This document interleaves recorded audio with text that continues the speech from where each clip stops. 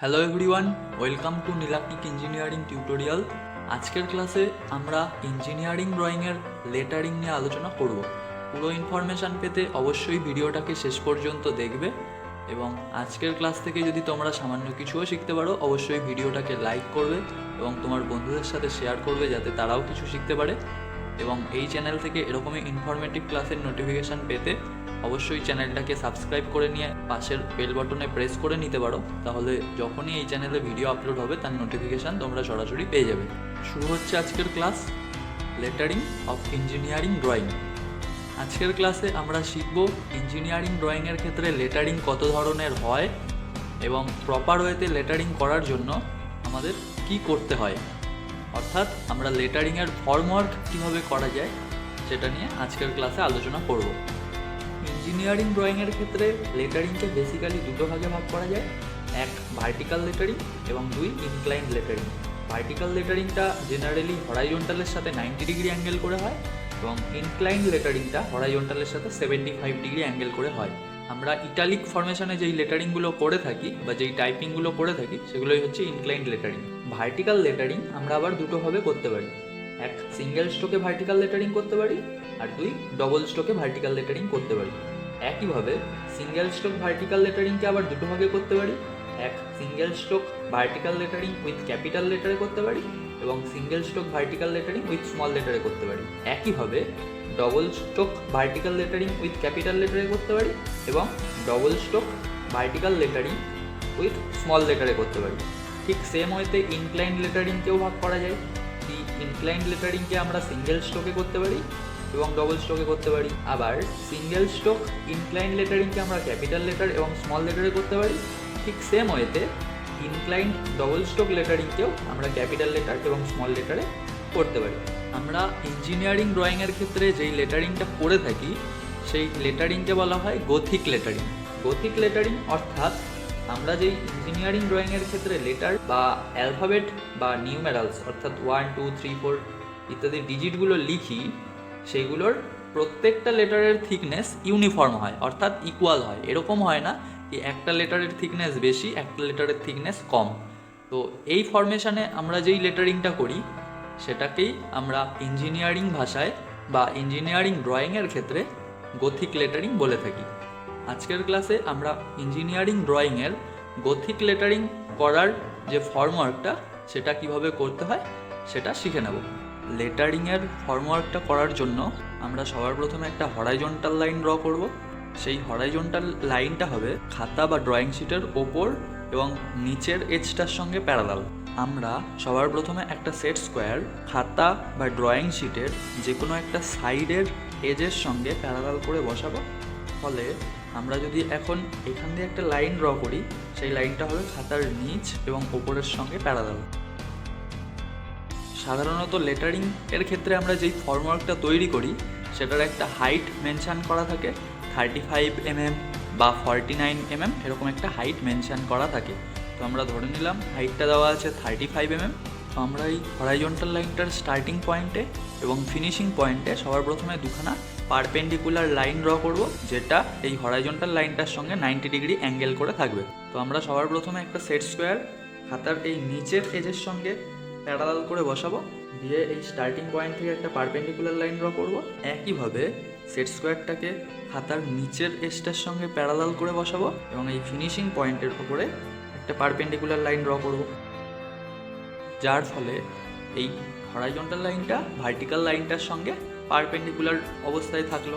Next আমরা স্কেলের সাহায্যে 35 mm ডিস্টেন্স নিয়ে এই ভার্টিক্যাল লাইনটার উপরে একটা পয়েন্ট মার্ক করব। একইভাবে ডান দিকেও 35 mm ডিস্টেন্স নিয়ে ওই ভার্টিক্যাল লাইনটার উপরে একটা পয়েন্ট মার্ক করব। নেক্সট আমরা এই দুটো পয়েন্টকে একটা হরাইজন্টাল স্ট্রেট লাইন দিয়ে অ্যাড করব। নেক্সট যে এক্সেস লাইনগুলো আছে সেগুলোকে আমরা ইরেজ করে দেবো। এই পারপেন্ডিকুলার লাইন দুটো খাতার বাঁ দিক এবং ডান দিকের এজের সঙ্গে প্যারালাল, এই হরাইজন্টাল লাইন দুটো খাতার ওপর এবং নিচের সঙ্গে প্যারালাল। নেক্সট আমরা হরাইজন্টাল লাইনটা যেখান থেকে ড্র করেছিলাম সেই পয়েন্ট থেকে যে কোনো একটা অ্যাঙ্গেল নিয়ে যে কোনো একটা লেন্থের আমরা একটা ইনক্লাইন্ড লাইন ড্র করব। একইভাবে ওই হরাইজন্টাল লাইনটা যেখানে শেষ হয়েছিল সেখানেও আমরা যে কোনো একটা অ্যাঙ্গেলে যে কোনো একটা লেন্থ নিয়ে একটা ইনক্লাইন্ড লাইন ড্র করব। লেটারিং করার সময় কোয়েশ্চেনে একটা রেশিও মেনশান করা থাকে, সেই রেশিওতেই আমাদের লেটারিংটা করতে হয়। কোয়েশ্চেনে এরকম কিছু রেশিও দেওয়া থাকে কি 7:4 বা 7:5 বা 7:6 অথবা 5:4, এরকম কিছু রেশিও মেনশান করা থাকে। 7:4 এই রেশিওটা এরকম ফরমেশানে থাকে কি ভার্টিক্যাল ইস টু হরাইজন্টাল, অর্থাৎ আমরা যদি ভার্টিক্যাল ডাইরেকশানে 7 ঘর যাই তাহলে আমরা হরাইজন্টাল ডাইরেকশানে 4 ঘর যাব। যদি রেশিওটা এরকম থাকে কি 7:5, তাহলে আমরা যদি 7 ঘর ভার্টিক্যাল ডাইরেকশানে যাই তাহলে হরাইজন্টাল ডাইরেকশানে যাব 5 ঘর, অর্থাৎ vertical is to horizontal. Consider করলাম কি আমাদের কোয়েশ্চেনে দেওয়া আছে 7:4 ফরমেশানে বা 7:4 রেশিওতে আমাদের লেটারিংটা করতে হবে, অর্থাৎ আমরা ভার্টিক্যাল ডাইরেকশানে 7 ঘর যাব। তো যেহেতু আমরা ভার্টিক্যাল ডাইরেকশানে 7 ঘর যাব, সেহেতু আমাদের এই ইনক্লাইন যেই লাইনটা আছে এটাকে আমরা সমান 7টা ভাগে ভাগ করব, লেফট হ্যান্ড সাইডে ঠিক সেম ওয়েতে রাইট হ্যান্ড সাইডে। এই ইনক্লাইন লাইনটাকে সমান 7টা ভাগে ভাগ করার জন্য আমরা স্মল ডিভাইডারের সাহায্যে যে কোনো একটা মেজারমেন্ট নেব, নিয়ে স্মল ডিভাইডারের একটা কাটাকে এই স্টার্টিং পয়েন্টে বসিয়ে ওই মেজারমেন্ট নিয়েই এই ইনক্লাইন লাইনটাকে সমান 7টা ভাগে ভাগ করব।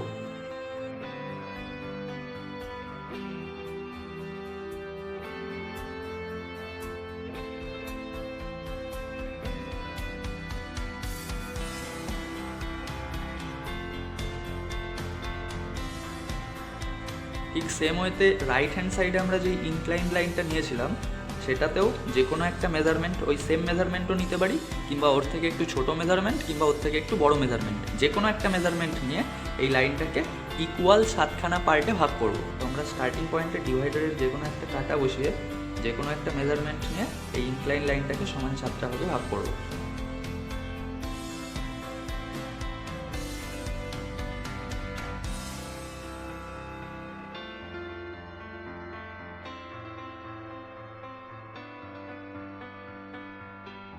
আমরা সবার প্রথমে এই 7 নম্বর পয়েন্টের সাথে এই এন্ড পয়েন্টটাকে একটা লাইন দিয়ে অ্যাড করব। নেক্সট আরেকটা সেট স্কোয়ার এই প্রথমে বসানো সেট স্কোয়ারটার নিচে সাপোর্ট করে এই প্রথমে বসানো সেট স্কোয়ারটাকে নিচের দিকে স্লাইড করব, যার ফলে আমরা এই প্রত্যেকটা পয়েন্ট থেকে এই ফার্স্টের ড্র করা লাইনটার সঙ্গে প্যারালাল লাইন ড্র করতে পারবো। তো এটা ছিল আমাদের 7 নম্বর পয়েন্ট। নেক্সট আমরা 6 নম্বর পয়েন্ট থেকে এই লাইনটার সঙ্গে প্যারালাল করে একটা লাইন ড্র করব। একইভাবে আমরা 5 নম্বর পয়েন্ট থেকে ওই দুটো লাইনের সঙ্গে প্যারালাল করে একটা লাইন ড্র করব। একইভাবে 4 নম্বর 2 নম্বর বাকি পয়েন্টগুলো থেকেও আমরা প্রথমের লাইনটার সঙ্গে প্যারালাল করে লাইনগুলোকে ড্র করে নেব।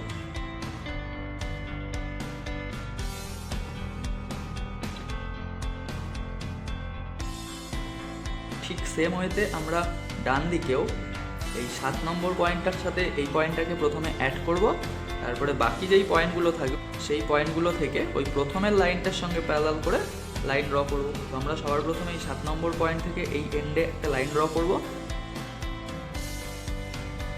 নেক্সট আরেকটা সেট স্কোয়ার এই সেট স্কোয়ারটার নিচে সাপোর্ট করে প্রথমে বসানো সেট স্কোয়ারটাকে স্লাইড করব, যার ফলে আমরা প্রত্যেকটা পয়েন্ট থেকে প্যারালাল লাইন ড্র করতে পারবো প্রথমের লাইনটার সাথে।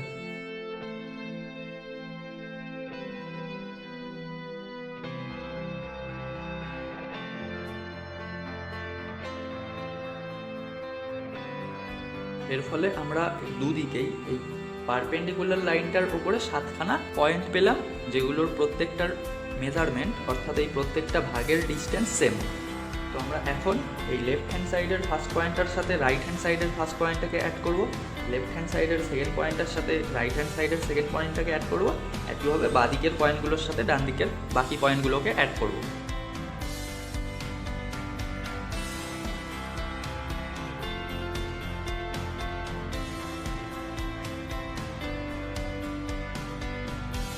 নেক্সট আমরা এই 30 ডিগ্রি 60 ডিগ্রি এবং 90 ডিগ্রি সেট স্কোয়ারটাকে খাতা বা ড্রয়িং শিটের লেফট হ্যান্ড সাইডের এজের সঙ্গে প্যারালাল করে সাপোর্ট করে আমাদের যেই 45 ডিগ্রি এবং 90 ডিগ্রির সেট স্কোয়ারটা আছে সেটার যে কোনো একটা এজকে এই এন্ড পয়েন্টে বসাবো, বসিয়ে এই পয়েন্ট থেকে একটা লাইন ড্র করব, যার ফলে এই হরাইজন্টাল লাইনের সাথে এই ইনক্লাইন লাইনটা 45 ডিগ্রি অ্যাঙ্গেল করে হলো। একইভাবে আমরা এই 45 ডিগ্রির সেট স্কোয়ারটাকে লেফট হ্যান্ড সাইডে রোটেট করব, করে আমরা প্রথমে যেই ইনক্লাইন লাইনটা ড্র করলাম সেখান থেকে একটা 45 ডিগ্রি অ্যাঙ্গেলের লাইন ড্র করে নেব। ঠিক সেম ওয়েতে এই পয়েন্ট থেকে একটা ইনক্লাইন লাইন, আবার ওই ইনক্লাইন লাইনটা এই হরাইজন্টাল লাইনটাকে যেখানে গিয়ে কাট করবে সেখান থেকে একটা ইনক্লাইন লাইন। এইভাবে আমরা 45 ডিগ্রি সেট স্কোয়ারটা নিয়ে এই ইনক্লাইন লাইনগুলোকে ড্র করে নেব।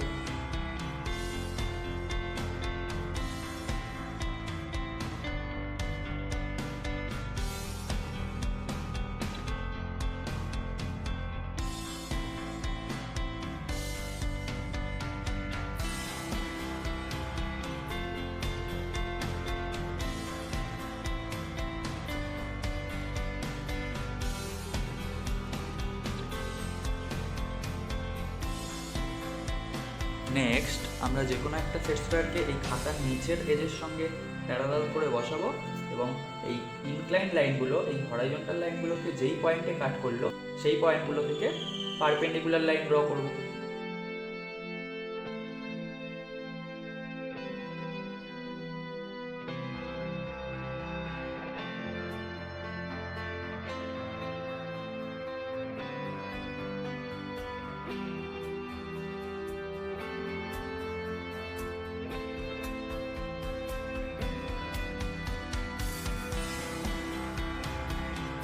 তো ফাইনালি আমরা লেটারিংয়ের ফর্মওয়ার্কটাকে ড্র করে নিতে পারলাম।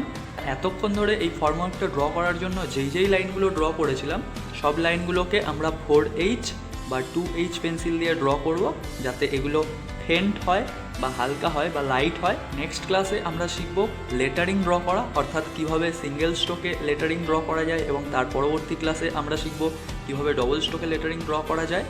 তো যেহেতু আমাদের এই কোয়েশ্চেনে আমরা কনসিডার করেছিলাম বা আমরা ধরে নিয়েছিলাম হাইটটা দেওয়া আছে 35 mm, যেহেতু আমরা এই হাইটটাকে 35 mm নিয়েছিলাম বা 3.5 সেন্টিমিটার নিয়েছিলাম। যদি কোয়েশ্চেনে হাইট দেওয়া থাকতো 49 mm, সেক্ষেত্রে আমরা এই হাইটটাকে 49 mm নিতাম। যদি 56 mm থাকতো তাহলে 56 mm নিতাম। তো কোয়েশ্চেনে যেই হাইটটা মেনশান করা থাকবে আমরা এই হরাইজন্টাল লাইনটা থেকে সেই ডিস্টেন্স নিয়ে এই ভার্টিক্যাল লাইনটাকে ড্র করব। একইভাবে যেহেতু কোয়েশ্চেনে আমরা কনসিডার করেছিলাম 7:4 রেশিওতে লেটারিংটা করতে হবে, সেহেতু আমরা এই ইনক্লাইন লাইনটাকে সমান 7খানা ভাগে ভাগ করেছিলাম। যদি আমাদের 5:4 রেশিওতে লেটারিং করতে হতো তাহলে আমরা এই ইনক্লাইন লাইনটাকে সমান 5 ভাগে ভাগ করতাম। নেক্সট যেই কোয়েশ্চেনটা সবার মধ্যে আসছে কি আমরা এই লেন্থটাকে কত নেব। এক্সামের সময় যে কোনো একটা ওয়ার্ড লিখতে দেয়, মনে করলাম কি কনস্ট্রাকশান বা ইন্ডিয়া, এরকম কিছু ছোট ছোট ওয়ার্ড লিখতে দেয়। তো যদি আমাদের বড় কোনো ওয়ার্ড লিখতে হয় তাহলে এই লেন্থটাকে বেশি নেব, এবং যদি ছোট ওয়ার্ড লিখতে হয় সেক্ষেত্রে আমরা এই লেন্থটাকে ছোট নিলেই হয়ে যাবে। তো সেটাকে নিজেদের বুঝে নিতে হবে কোন ওয়ার্ডটা লেখার জন্য কতটা বেশি জায়গা লাগবে, সেই অনুযায়ী আমাদের এই লেন্থটাকে নিতে হবে। আজকের ক্লাসে আমরা শিখতে পারলাম লেটারিং করার জন্য যেই ফর্মওয়ার্কটা করা হয় সেটা কিভাবে করা যায়। নেক্সট ক্লাস থেকে আমরা শিখব কিভাবে লেটারিং করা যায়। তো আজকের ক্লাস এই পর্যন্তই। আজকের ক্লাসটা কেমন লাগলো সেটা তোমরা অবশ্যই কমেন্ট করে জানাবে, এবং তোমরা যদি আরও কিছু শিখতে চাও সেটাও কমেন্ট করে জানাতে পারো। তো আজকের ক্লাস থেকে যদি তোমরা সামান্য কিছু শিখতে পারো অবশ্যই ভিডিওটাকে লাইক করবে এবং তোমার বন্ধুদের সাথে শেয়ার করবে যাতে তারাও কিছু শিখতে পারে। এবং এই চ্যানেল থেকে এরকমই ইনফরমেটিভ ক্লাসের নোটিফিকেশান পেতে অবশ্যই চ্যানেলটাকে সাবস্ক্রাইব করে নিয়ে পাশের বেল বটনে প্রেস করে নিতে পারো, তাহলে যখন এই চ্যানেলে ভিডিও আপলোড হবে তার নোটিফিকেশান তোমরা সরাসরি পেয়ে যাবে। So that's it for today. I will see you again. Thank you. Thanks for watching.